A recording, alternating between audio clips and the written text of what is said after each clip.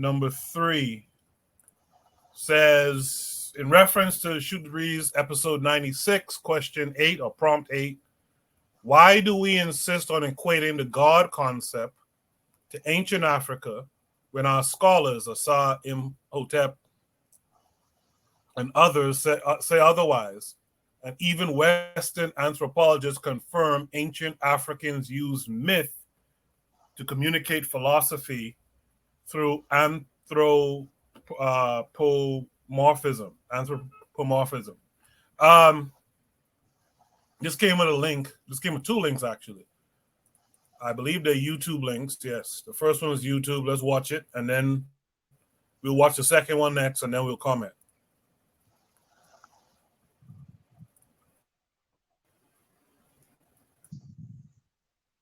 Look at this, family. I want you to check out this passage. We had a conversation last week, and it really touches on how religion, like the origin of religion in human society. So this is from this book called Temples of Karnak, and this is the chapter on myth, page 23. So it says, myth is generally taken to mean an account of the exploits, adventures, or avatars of fabled personages composing a pantheon. Strictly, however, myth must be seen as the symbol of a theogony.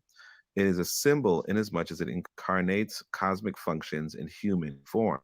Consequently, through images, it evokes the functional principles of the universal law governing the becoming of things, the genesis of that which, from the human point of view, appears to be the effect of an absolute cause variously known as Devas, Theos, or God, and called in ancient Egypt Neter Neteru, the principle of principles. Myth is therefore the anthropomorphization of the elements of philosophy, and its understanding as such presupposes a knowledge of the natural bases laid down as premises. Since it is man who judges and thinks the principles of the universe, he concretizes them into human form, which is natural evolution at its highest known state. As a finality of nature, the human being necessarily epitomizes all the phases of this becoming and can be thus regarded as a representative of the universe. Man, know thyself, and thou shalt know the universe, the gods, if written in Delphi. This acts as the foundation for all revelations concerning the secrets of becoming and the return of being to its source. There are 2 aspects of this conception of myth. The first gives a human nature to cosmic principles by attributing to this symbolization ordinary human feelings and reactions. This lends historic character to myth. The second and typically pharaonic aspect is simply an anthropomorphization of those principles. Although represented in human form, human feelings are not attributed to them. It is a kind of synthesis between fable and myth in order to give life to certain typical um, qualities that are universal, although they can only be shown in the restricted aspect. The poet chooses among the animals those incarnating those qualities most accurately. Then he makes them speak and behave in the manner of men. In this case, we are not concerned with historiosity, but with pure symbol. Pharaonic myth combines fable and anthropomorphization into a perfect natural symbol to express a knowledge concerning life's secrets. It does not situate in time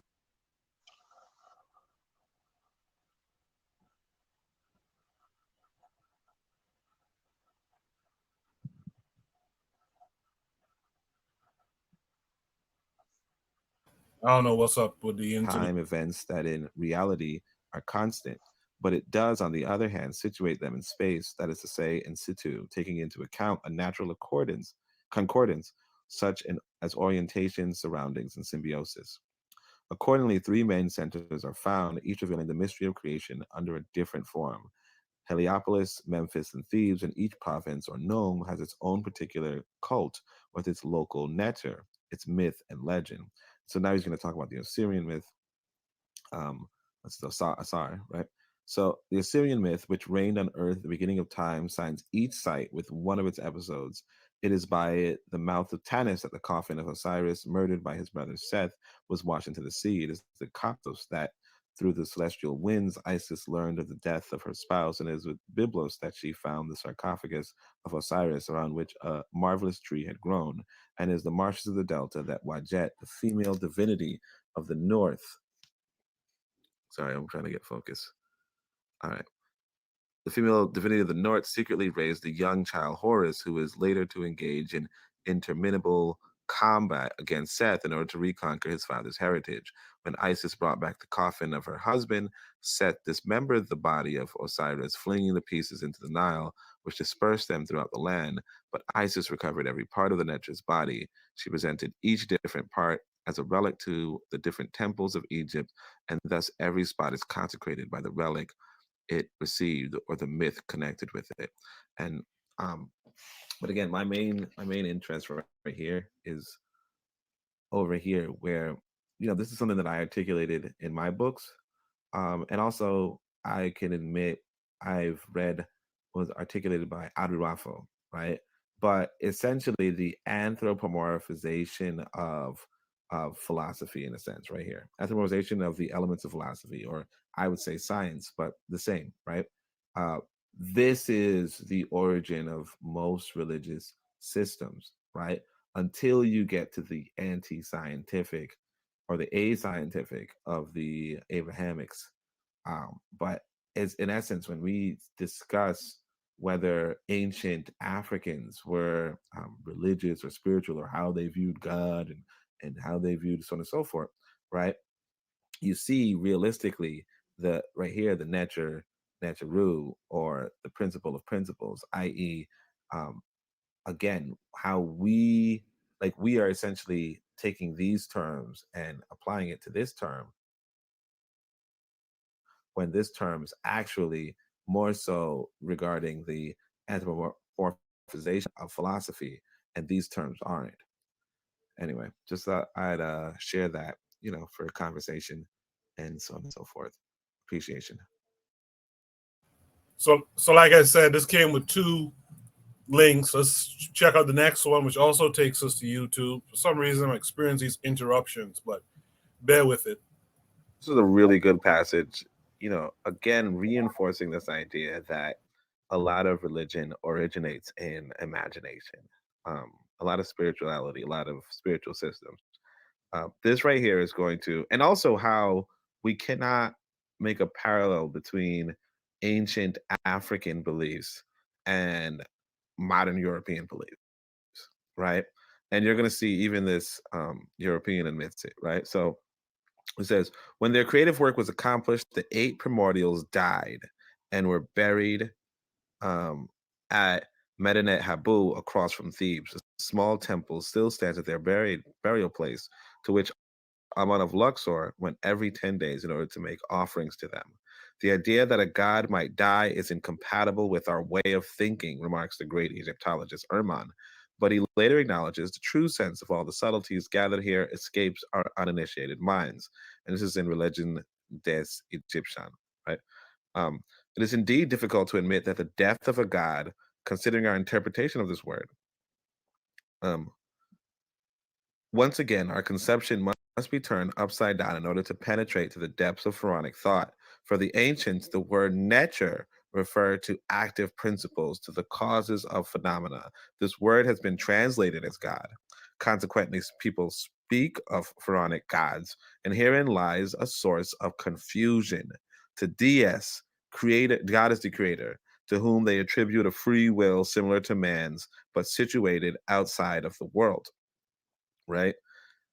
This is not the concept pharaonic Egypt attached to the term neter, seeing that a clear distinction was made between metaphysical neters, cosmic neters, and the neters responsible for natural facts that concerned humanity.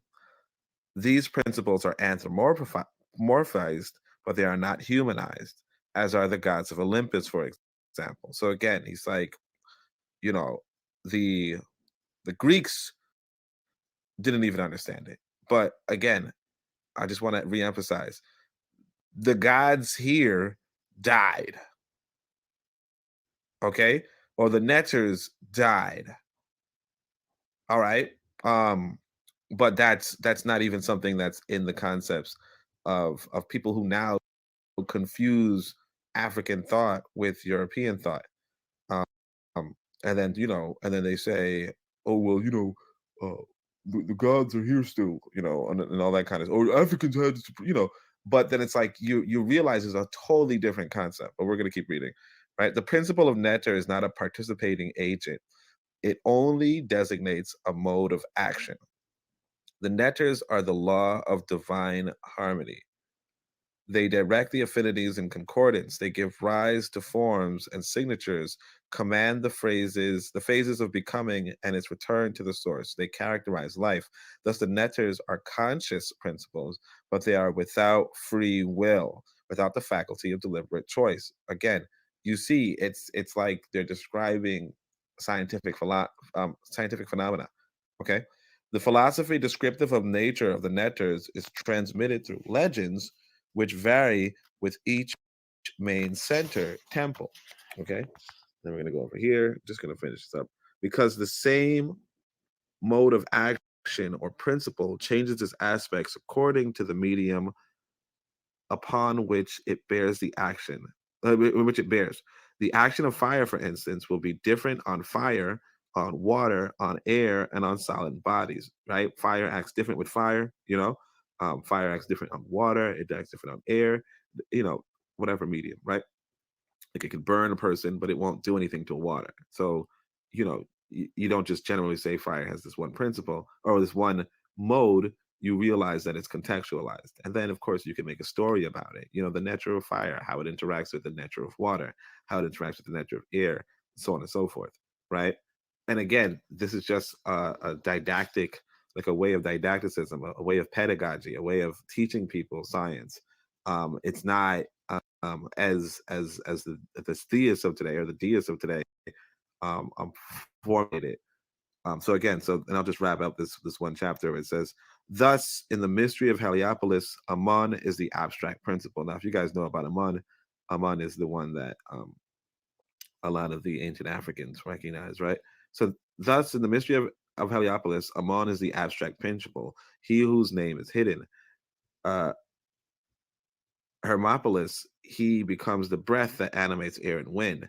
We have seen before that sorry, it's just this reflection. That Kematef, he who has accomplished his time is said to have died and also said to be Amun of Karnak himself.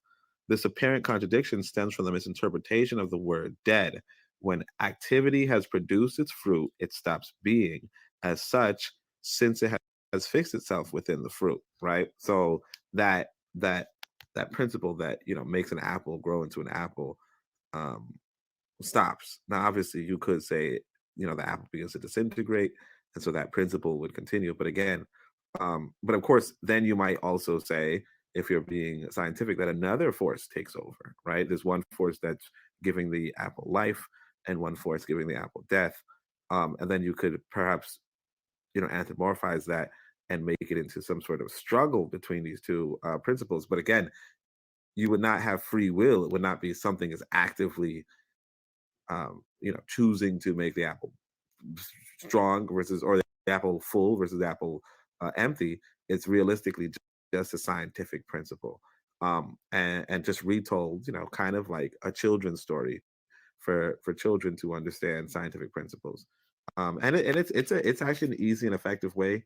Um, we don't personally do it, but that to say that the ancients wouldn't have is another thing. But again, I do obviously I do want to get to this mystery of thieves. That sounds pretty interesting. But if you, by the way, if you guys don't know, thieves, that is Waset. So sometimes when I talk about uh, Uncle John, no. Sometimes when I talk about Boko na Boko Boko Karu na Waset, right? Waset is thieves. So in fact, thieves, if I'm not mistaken, so Karnak, I want you guys to know, understand that too. Karnak is Waset, okay? And I can't remember, but I feel like thieves is also Waset. They'll probably tell us. Actually, it says right here. You see that? See thieves in the capital of Waset, right? So that's Wast. Um, so this is going to be pretty interesting. But Other than that, yeah, again, they had a concept of a god dying, right? This is not the same, or they have the concept of a nature dying, right? This is not the same as the theism that you see today. That's really unscientific and doesn't reflect reality. And I want people to. All right, I'll end it there. Folks are saying they get the point, so I'll end it there. You guys gotta learn to kind of bear with some of these videos, man. It might be a little long, but there's a whole complete point sometimes that you could be missing. But anyway, with that said, this is in reference to what we talked about in Shoot the Breeze topic number 8 during episode 96. So that's 2 episodes ago. Why do we insist on equating the God concept to ancient Africa when our scholars, Asar, Imhotep et al., say otherwise, and even Western anthropologists, hold on a second. I'm trying to find the damn thing. Even Western anthropologists confirm ancient Africans used myth to communicate philosophy through anthropomorphism. So that's a mouthful. With that said, you know what? Let me mix it up a little bit. Let me start with Carl this time. Carl, what say you to this? Let me go and ask Coco. I'm a little busy right now. I'm sorry. Let me go last. All right, I'll get to you later on. Let me go to D Web. D Web, what say you to this? You know, Koku, I respect your show, but we need a rule, yo. You could not, if you got a show on KWAZ, you cannot post your own content in the Discord for a subject, yo. You got a whole show. You got a whole show, bro. On the real. But anyway, speaking on to this, we also know that they try to equate, polytheism as a theme in ancient Kemet, which we kind of hit on this. When in reality, those concepts, those God concept, gods with S concepts, are just ways to explain natural phenomena, or the way you fit into the universe, or they even got gods to explain the different seasons, or how the different harvests, how that works with the crops and things like that. It was almost like a nursery rhyme, like Old McDonald had a farm, E-I-E-I-O. That's how you teach the kid about the farm animals, right? However, we know the people that came around may not can understand those concepts of how we fit into the universe, our place into this divine consciousness, us being spiritual beings, having a human experience and things of that nature. So, it was kind of bastardized, which even if you look at the Abrahamic religions, how they equate to, the ancient Kemet myths or fables, or however you want to call it, you can see the similarities, the virgin births, and the brother beef and stuff like that. So all these same concepts are there, right? It's just been bastardized, and with a people with a calcified pineal gland. I'm gonna go into my conspiracy bag a little bit. They couldn't understand these concepts, so that's kind of what I think Oni was hitting on in there, and that's kind of like awakening 101, right? When you're teaching these young people knowledge of self and things like that, the first thing you want to do is kind of equate how we were here and we knew all this shit before the Abrahamics, right? We knew all of this stuff, and then you kind of show this equation, how this equates to this. So that's kind of what he was hinting on. So, but once again, do not post your own content. And with that, I'm out. Yeah, I appreciate that, D Web. Soon we'll be posting segments from Shoot the Breeze on Shoot the Breeze, I guess. With that said, thank you, D Web, for that. With that said, Azulius, and you want to add anything here? I don't really have anything to say about that because that shit was confusing as shit to me. From a 10-degree degenerate, but hey, neither here nor there. I don't understand how. Are we trying to say? Are we trying to say that the God concept that God exists is not African? Is that the God? Osset, Asar, Ptah, all these were concept of philosophy. So are we saying that what is that supposed to do for Black people in general? What is the philosophy? How does this help Black people um navigate through this what we're going through right now. So we're saying that, so if I go into voodoo, the concept of a spirit doesn't exist. It's just all philosophy. But I see people practice in the practice of the culture say that their body was mounted by a spirit. So you're telling me those people don't know what they're saying? So I don't get this. I don't get this push for African people to go towards atheism or nah. All this thing is bullshit or whatever. I don't get it. So I don't I know if don't it's know. a push towards atheism. I think it's a push. If I had to guess, and of course we're going to hear from Oni, whose voice you heard in the video. We'll hear from him at the end here after everyone gives their thoughts. I think it's the idea of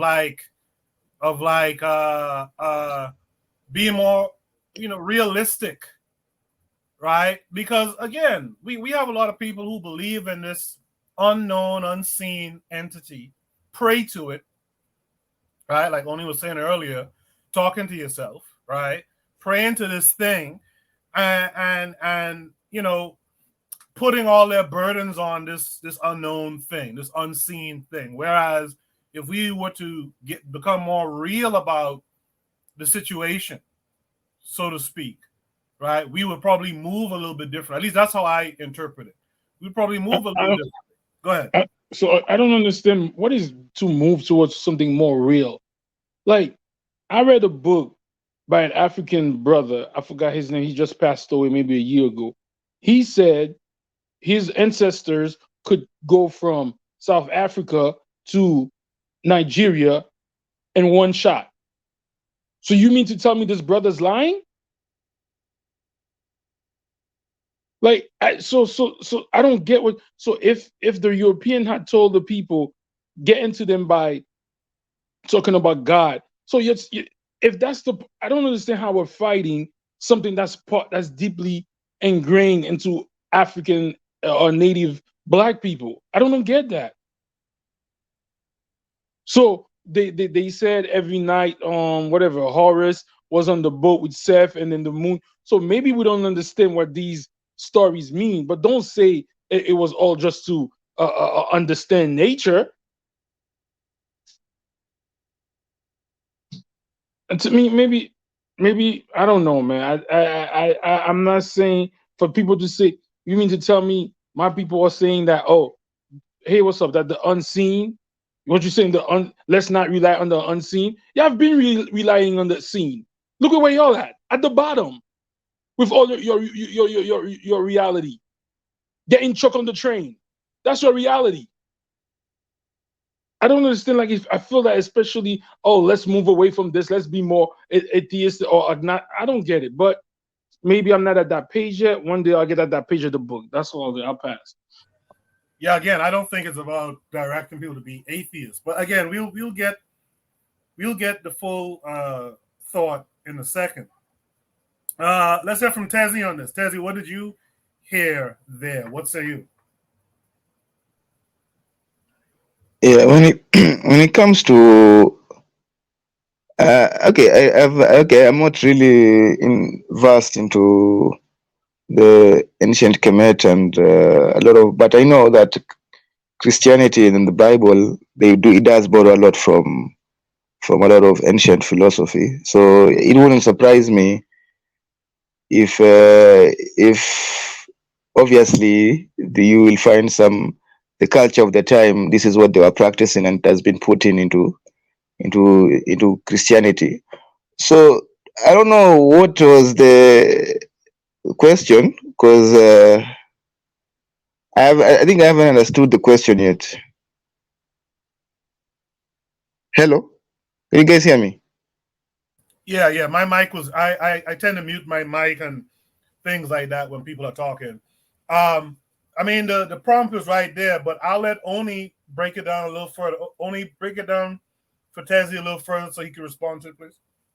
Oh yeah, I mean, so essentially it's like this. We go into African spirituality or African spiritual systems, and we talk about, oh well, look at this. This is God, God, God, God, God, right?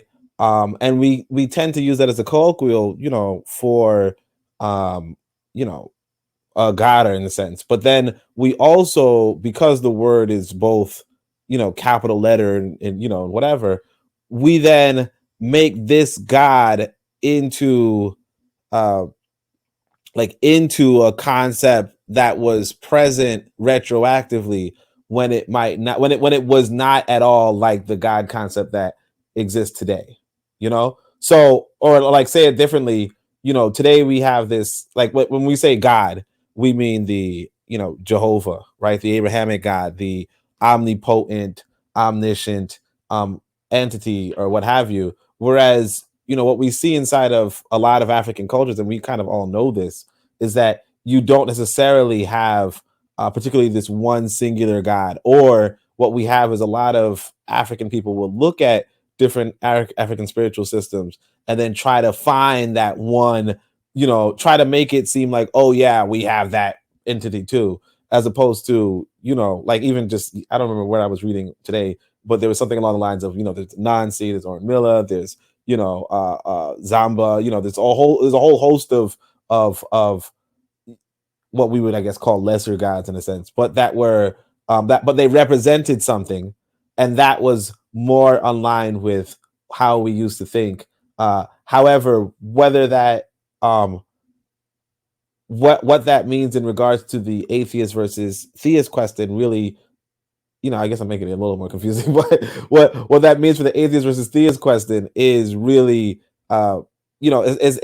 is that it really has nothing to do with the ancient African cultures, and it's just a Western thing that we tend to do when we look at different spiritual systems.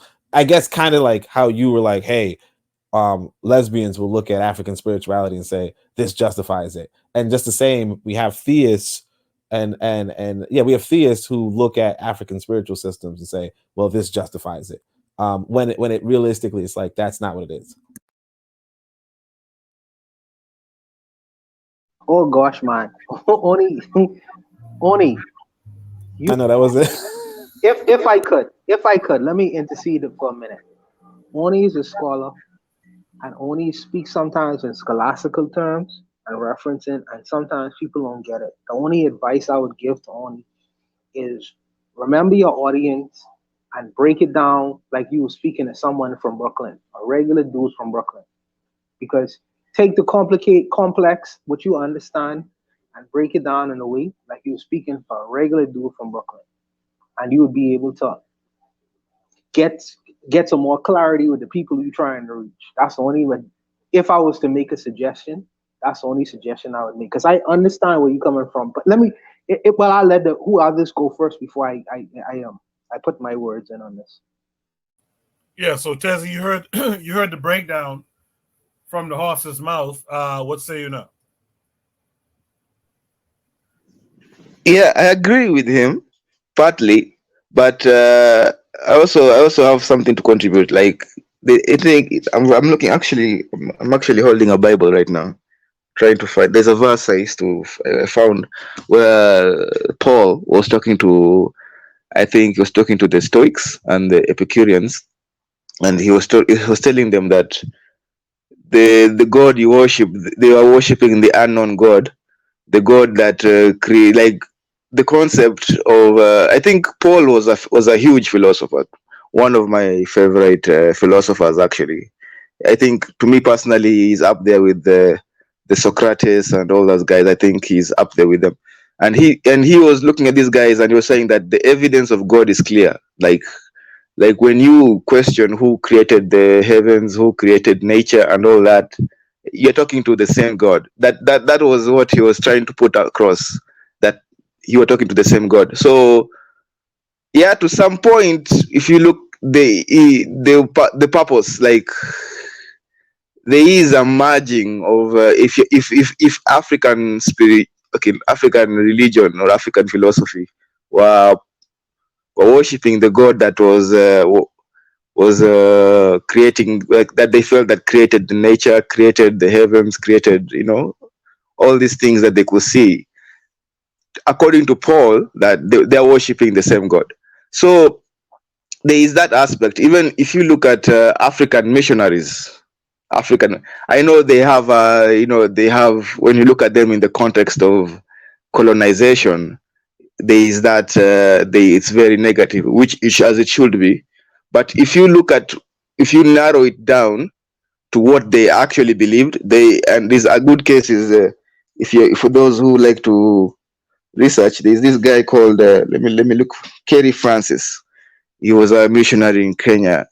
So he genuinely, in their mind, they were genuinely saving Africa. That was in their mind. They were like, and they saw that, they saw that these guys, a lot of African beliefs, a lot of beliefs they saw aligned with Christianity. It's just one or two things here and there, and they will be okay. That was generally, if you go research Carrie Francis, he was one of the early missionaries in Africa.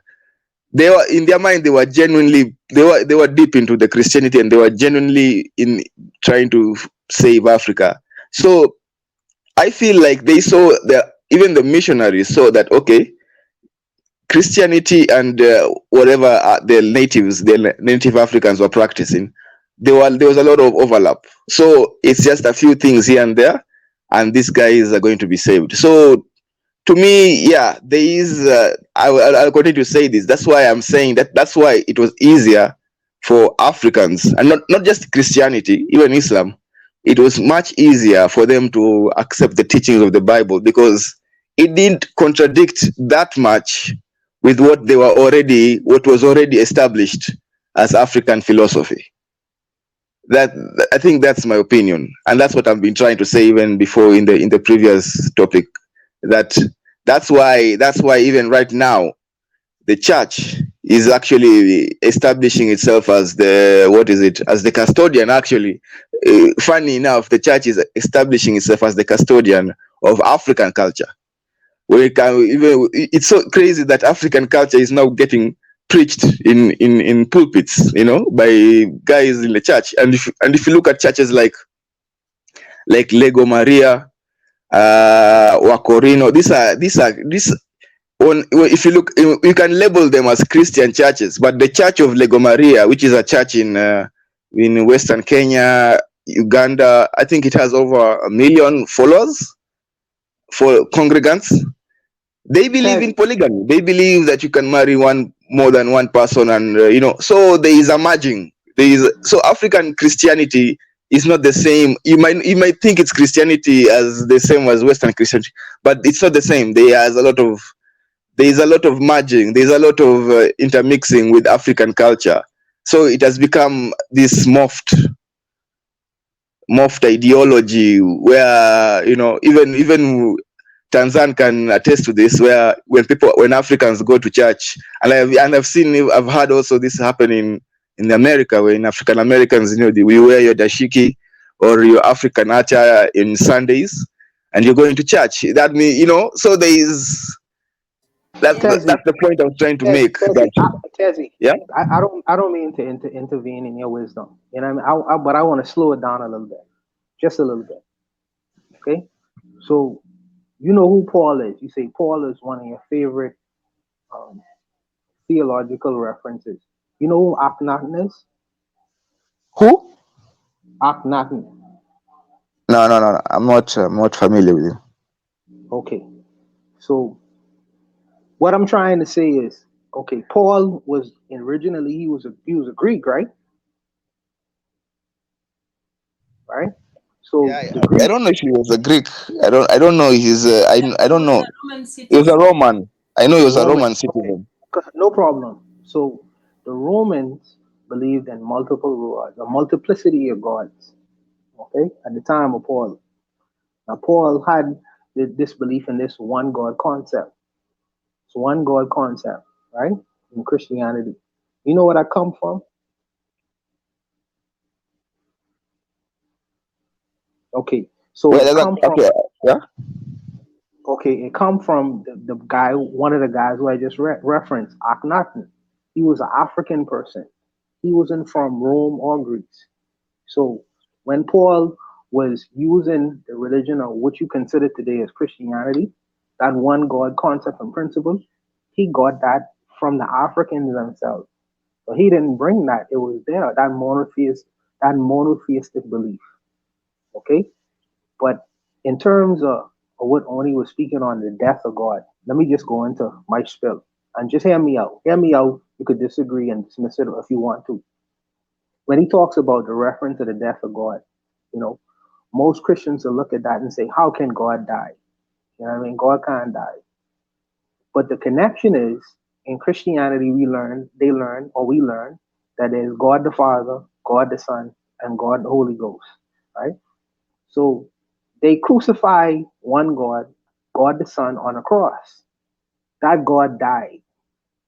So what Oni was trying to reference is the principle, well, the idea of God could actually die because God is human and God died on the cross. You see the connection? Or you understand the nexus? Because the Africans believe that man could be God, right? And in Christianity talks about God the Father, God the Son, God the Holy Spirit. So they turn the Son into a God himself, and that God died. But we talking about principles here. The idea of anthropomorphism is taking concepts and principles and turning them into basically human form. And that's something that was not necessarily started by the Christian church. It was started by the Africans, turning spiritual practice, well, spiritual principles, metaphysical principles, and putting them into human form so you could create stories so people could make these stories applicable into their daily lives. Okay? You referenced the Bible, the first Bible being found in Ethiopia. Understand that Bible that they found, if they found it in Ethiopia, was completely different from the King James Version, which many African people cling to in Africa right now. Right? You mentioned the fact that African spirituality is not codified. It's not codified. It's not, you can't use a book to really, but that's not necessarily true. Because when we talk about Akhenaten, if I was to mention to you the Book of the Dead, if I was to mention to you the Laws of Ma'at, if I was to mention things like these were the laws codified in papyrus long before the Bible was ever written before.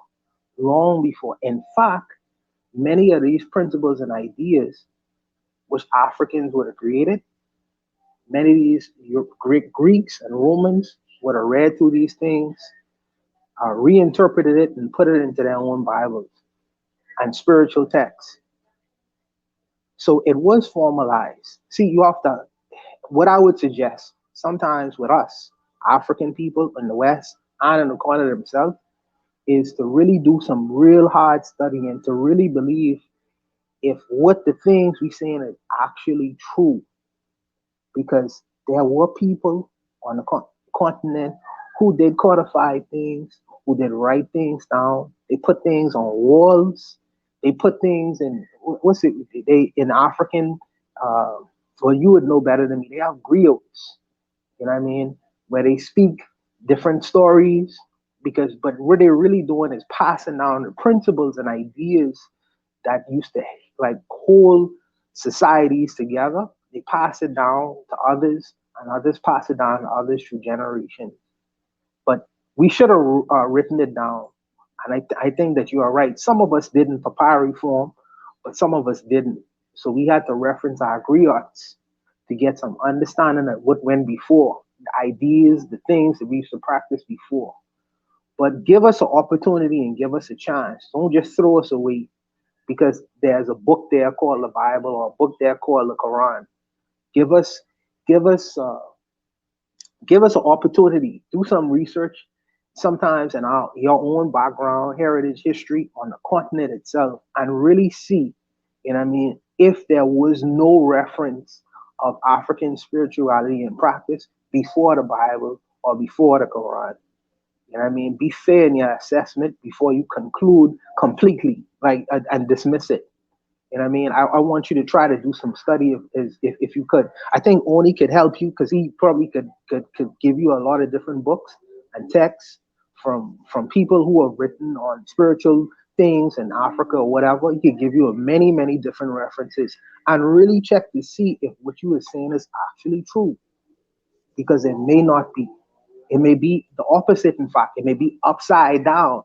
It may be the Bible and the Quran, but there are spirituality and laws and different concepts and ideas codified, put in book form long before the Bible and the Quran was ever created. You know what I mean? So give yourself an opportunity. Don't just dismiss yourself out of the human picture of spirituality and religion. You know what I mean? Before you conclude on the ideas that you conclude on. That's all I would say. Okay, I think Uh, you've mistaken. Tezzy, just give me 1 quick minute to address this thing. So there's been a situation on Shoot the Breeze where there's a lot of people are not following along with the topic that we're discussing. There's personal attacks and this, that, and the other coming from the chat towards folks on the panel like Oni, etc. Let's cut that out now.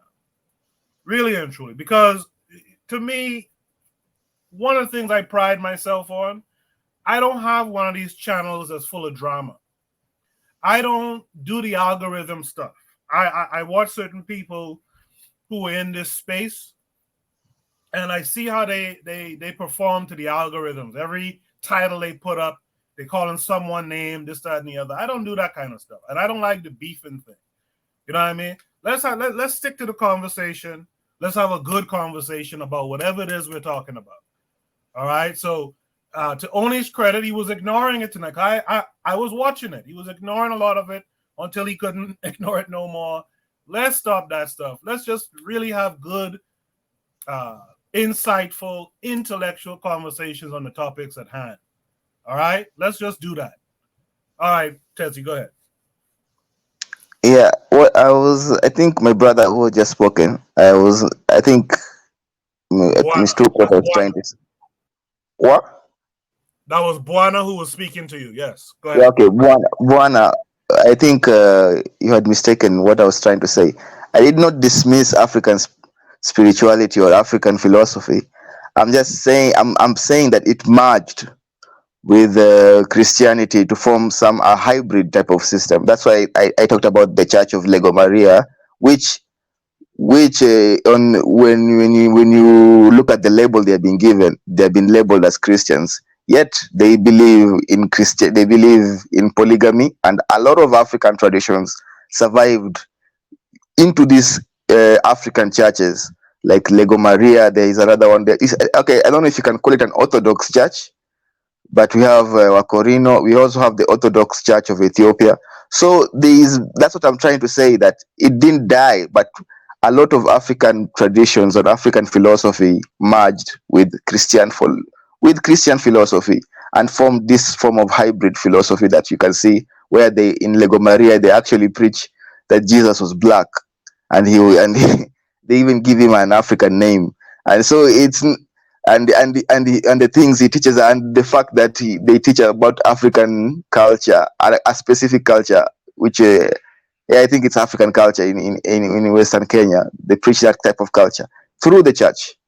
So I think that's what I'm trying to say, that this thing I think let me not repeat myself, but that was the point I was trying to make, that African philosophy did not die. The parts that were retrogressive, that died, that should be dead and should not be revived, like female genital mutilation, that should not be revived, and other parts that felt that could not, they could not stand the test of time. But the others, that the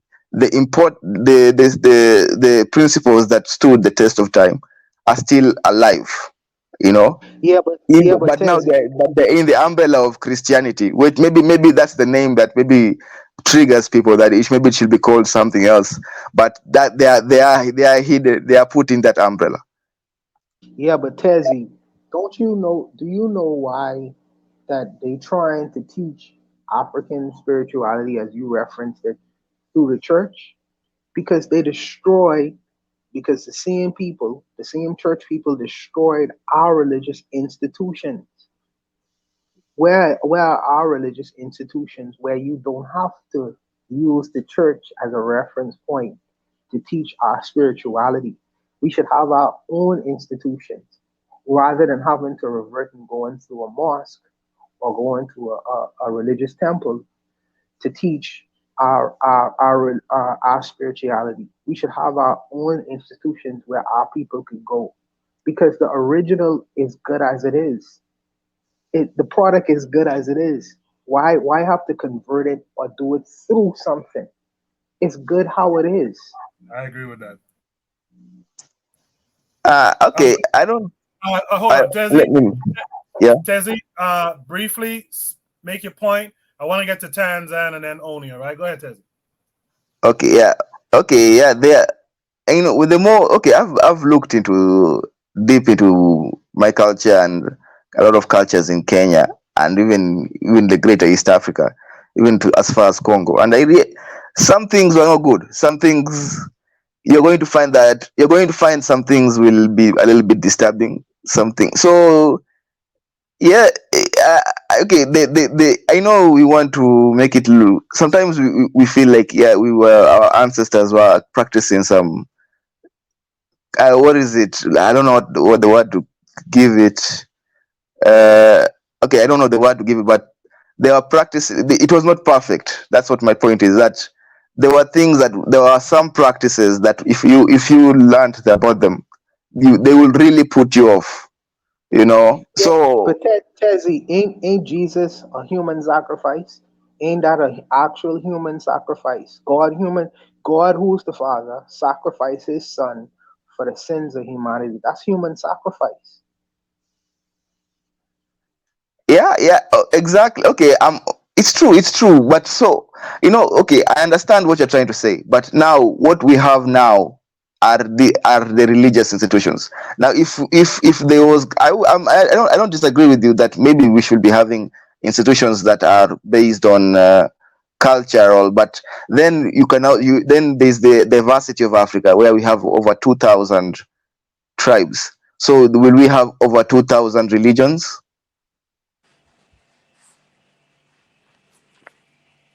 Why not? What's the problem with that? Well, the problem is the conflicts that it will have with the universe, reality. That's the problem. No, but if those spiritual and by the way, let's welcome Jose to the panel. But if those people groups came up with their, along their history, came up with their own spiritual systems, then why not allow them to have their spiritual systems? Why replace it with a foreigner, an invader system? I'm trying to understand that part. Jose, you can speak to that. How is Christianity an invading system when the so-called Book of the Dead, or its original name, the Book of the Coming Forth of Day and Night, right? In Cape Verdean, it's the title, the quote unquote original, because I don't know, people said it and wrote it somewhere in a book. But the original title, the supposed original title, the forthcoming of Day and Night, with us Cape Verdeans, that's a proverb, by the way, and it means easy, like every day. But anyway, for me, that's a spiritual explanation of what those books are about over everyday life, right? So how is it imported when some parts of those books stem from the forthcoming of Day and Night? How is it imported? It's bastardized, right? And how are fairy tales, ancient fairy tales, speaking of another layer behind the fairy tales, and present day fairy tales are not, right? How this okay, Christianity is bad. How do intellectual, well-thinking, intelligent, supposedly intelligent people come to the same conclusion as the dumbest or excuse me, the most ignorant proletarians. Christianity bad, Christianity bad. How? It's I mean, but I've seen parallels between and I reacted with that.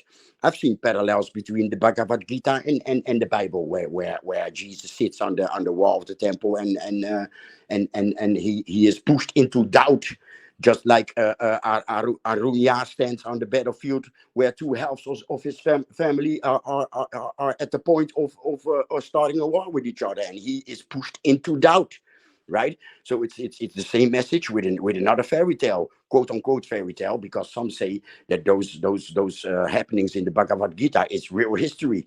I doubt it, but yeah, maybe, maybe that story, that war is mixed, just like the Bible is all mixed in together in supposedly one book, right? But it's all practical, usable myths. Just like here in the West, the story for the little children, right? That girl with the red scarf, right? And her grandmother and the wolf. To me, that story is speaking of, hey girls, watch out when you start to menstruate. The playing with boys is dangerous, and when an accident happens, the belly of the girl needs to be the belly of the wolf, the big bad wolf, right? So it's a story about responsibility when girls start to menstruate, right? But the Bible, oh no, but yeah, no, European atheists have told us that it's all nonsense, right? And first Romans. Well, to me they are all Romans, right? Christians and Muslims. To me they are all Romans. They are the two iron legs in Daniel's prophecy, right? So now these Romans, they start to run away from a control system that they used. They used our spiritual system against us, and it became the Bible and the Quran, right? But our spiritual system is still in there. They used something from us against us, and now we want to push it away, like this. That's the new control, right? Back then they used it to control us and to keep us a slave. Now they want us out, but because they want ignorant consumers. Not thinking. I'm buying. I'm happy. I'm traveling. I'm happy. I'm dressed with brands, and I'm happy. I'm not thinking, oh, but Christianity. No, Christianity stands in the way of my lifestyle. Christianity stands in the way if I want to travel around the world and fuck around, or if I want to go to the club every weekend. Christianity stands in the way. No, Christianity is bad. I have to be in this new religion. I have to be a consumerist. And for now, I yield the mic. I appreciate that, Joseph. And thanks for coming. Thanks for coming on. I know it's late where you are. But let's go to Tan, and then I guess we got Tan. We got Buana spoke. We got Tan, Oni, and Carl to go to next. So let's go, Tan. But let's try to keep it a little bit brief, guys. Oh, brief when it comes to me, but everyone has that. No. I'm kidding. Okay. Okay, so I'll try. It's not brief, it's panties. Well, the first thing I'll say is that in regards to the question about atheism and Christianity, just like with cars, atheism is just an offshoot of religion. It's just the opposition of one with the other. You cannot be an atheist without, theism and so forth. So you really can't be an atheist in the African sense of the word. You can choose not to worship something. Okay.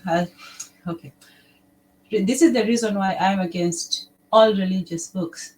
Whatever you want, whether it's the book of the dead, the book of the living, the book of the future, the book of the present, is because they're all, they think that they have some kind of, monopoly on truth. Like, oh, we found something that nobody else has and you should listen. No. Thank you. Oh, Sarah, who said thank you? And thank you to you too.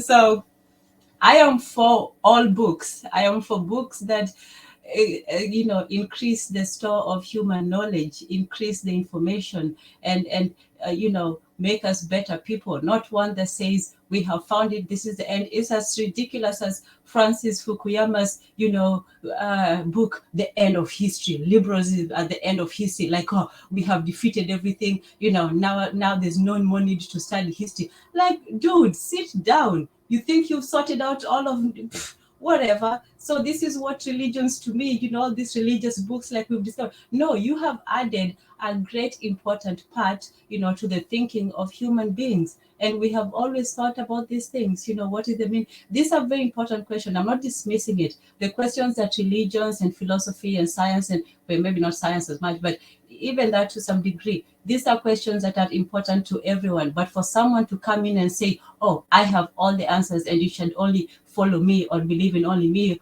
or just, and then that's the one thing. So monopoly on truth.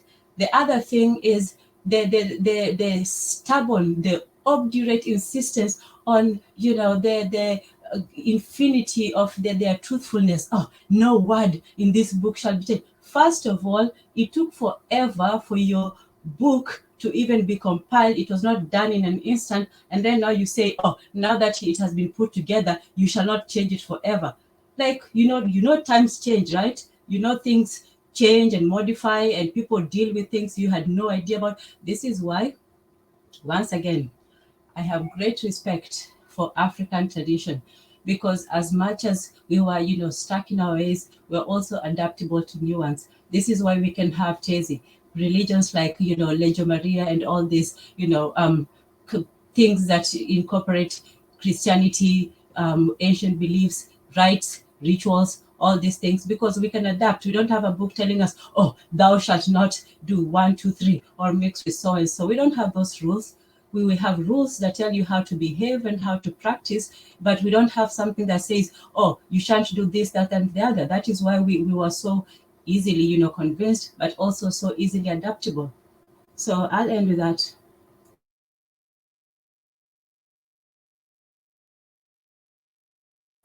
All right, go ahead, Oni. Sorry. Okay, yeah. What can I say? Okay, firstly, I think maybe the elephant in the room is, because I don't think anybody really mentioned Christianity in this conversation, but since it was mentioned about Christianity, obviously the Romans had in hoc signo vinces, which means in this sign we conquer, and they're referencing the cross or whatever. And so, of course, Menatenzi is, frequently pointing out oldest Bible in Ethiopia. Yeah, Ethiopia was an early convert by the Romans. It was not an indigenous religion. It was an early convert by the Romans. But as far as what's wrong with Christianity, you don't have to go far in the New Testament to say, what the fuck is this shit? So very early on in the European Bible is this thing called the Sermon on the Mount. Okay, so if you just read Matthew's 9, I believe Matthew's 9 to 10, or maybe just Matthew's 9 to 11, but if you just read Matthew's 9, pretty much Matthew's 9 to 10, you kind of realize that this has to be a fucking joke, right? This character Jesus is essentially going against common sense and like telling people, hey, you know what common sense is? For instance, treat your enemies bad and your neighbors good, right? And Jesus, like, real quote, I mean, not real quote because there's millions of translations, but real quote, Jesus is like, hey man, even the Gentiles know to treat your enemy bad. That you're not going to be better than them unless you treat your enemy good. You get what I'm saying? And so this is a dangerous philosophy for people who are not in the driver's seat. You know what I mean? It's not as bad if you are in the driver's seat, obviously. It's awful if you are in the driver's seat. It's actually pretty bad, just generally speaking. So a lot of ways that, like for instance, if we're talking about Islam too, Chancellor Williams would point out that a lot of the Muslims came to Africa under the, with the quote unquote religion of like promoting Islam as the religion of peace. You see what I'm saying? So for instance, there's this book, it's called, I think 2000 Seasons, right? And the way how that author characterizes Islam, he calls it the enslaver religion, right? And that's a concept that should really be good for Black people, right? Unfortunately, the way how the Arab characterizes Islam is as the religion of peace, right? And so one of the, or two of the reasons why you would not be with these religions is one, how they portray themselves as, for instance, a religion of brotherhood, a religion of peace. And two, if you look at especially Christianity, especially the Sermon on the Mount, you kind of realize that it's just really stupid advice. It's just really, really stupid advice. That if a people were to phrase it as, or to frame it as the word of a God, for instance, like you'd be in some serious trouble. Like you'd be in some serious trouble. As far as what the prompt was talking about, though, yeah, I think we have to step away from framing African spirituality as like a parallel to European religions. These are entirely different fields of thought. The closer thing you would parallel it with is maybe European science, but really African science, but really the closest parallel you'll have in modern times is science, not religion. So even the word, even if you look at the word that they used for what we call gods, they had it as the word nature, right? Some pronounce it netter, some pronounce it nature, right? And it's believed that nature is where the Greeks got the word nature, essentially. Not that the Greeks used the word nature, but basically the word nature that we have is derivative of a Greek word that would have been derivative of that word. And so if you're looking at the natural philosophy, if you're looking at the natural sciences, so on and so forth, if you're looking at nature as a means of discussing, just phenomena in general. And if you look at the ancient African canon, you'll see that it parallels nature in a sense. And then you also see this when you look at contemporary African spiritual systems. So you see Orunmila representing a certain physiological function or a certain cosmological function, right? And that right there is not parallel to the quote unquote monotheism that we see today, that it's very unscientific, So just a classic example is in ancient Kemet, you might have Mut starts off, Noon starts off, and then out of Noon, Ma'at uses Ra to so on and so forth. And so all of that is communicating a bigger scientific theory. Some people would say, hey, you know what? This resembles the Big Bang. Some people would say, hey, this represents how order is established in the early universe. There's so many things that are deep there. Whereas when it comes to the Westerner, right? If you open up the Abrahamic faith, it's this God, this deity just says, let there be light. And then I made all the animals, and then I made all the trees, and I made the earth, and I did this in one day, and then it's all so stupid that people have to look at it and say, well, one day it's not really one day. But it also, even it not being one day, it's like, well, yeah, but the time period, if you really do the math, like nothing makes sense. Nothing adds up. I mean, it's all ridiculous. Right? And that's the difference between an African spirituality and a European and the religions of today. Like it's almost all entirely ridiculous. This person begat this person. This person was 2,000 years old before they died. This person was, it's all really, really, really stupid. And so but the main part about it is that it's so anti-scientific. Whereas when you look at the African canon, it is very scientific. There's I people like that. over, I like that. I like that point right there. Go ahead, Oni. Talk about that. yeah, people over the course of thousands of years perfecting, you know, a scientific kind of mindset, refining the stories of these aspects of the universe, these natures, if you will, right? They're refining this and anthropomorphizing it so that it's palatable to people all over the world, but it also tells has a lot of deep meaning and deep layers, as opposed to, oh man, well, this God said don't eat this apple, and man ate this apple. Oh man, where did woman come from? Oh, she was torn out of this guy's ribs, and then later on he met her. Like she's there twice or some shit. It's like it's stupid, but that's what we're given, and then we're told, hey, what's the harm in believing this bullshit? And it's like, well, part of it is that you part of the problem with believing bullshit. We go back to the last story. You could get tricked into starving yourself, which is one, which is awful, right? But then two, a part of the problem with believing bullshit is that like so much of your life, like essentially this bullshit gets you to do stupid shit, like sit down and pray.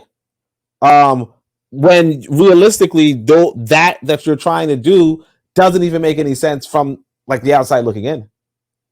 Now, and then of course people are going to try to rationalize, well, you don't understand, blah blah. And it's like realistically, people are doing bullshit things.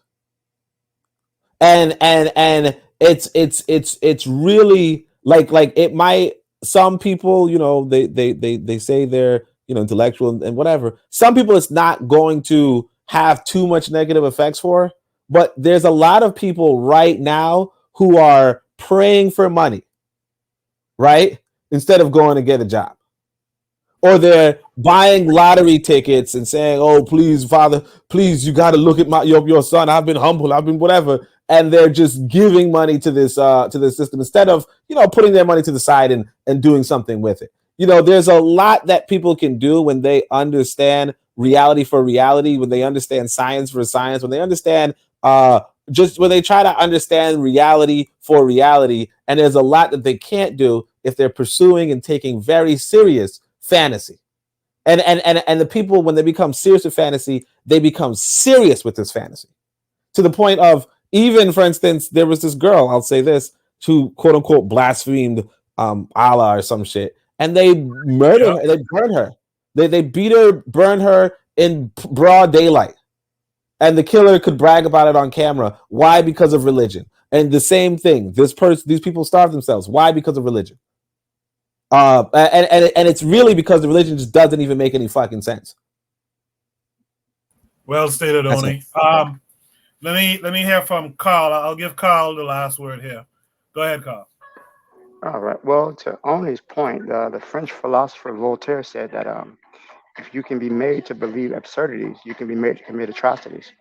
So I think to his point, that's absolutely correct. That when you believe in nonsense, you're primed to commit horrible acts. You're primed to believe in cultism and things like that. So this is a good point to the thing. You know how harmful these colonizing religions are to African people, because number one, they're not meant for us. They're not meant for us to. They were meant to enslave us.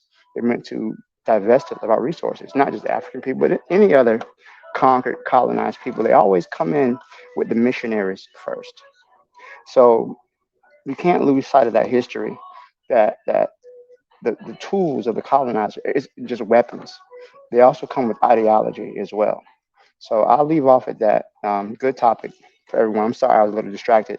I'm trying to install a ceiling fan in my patio, and I damn near got electrocuted. So I'm better now, but All right, I'm still here.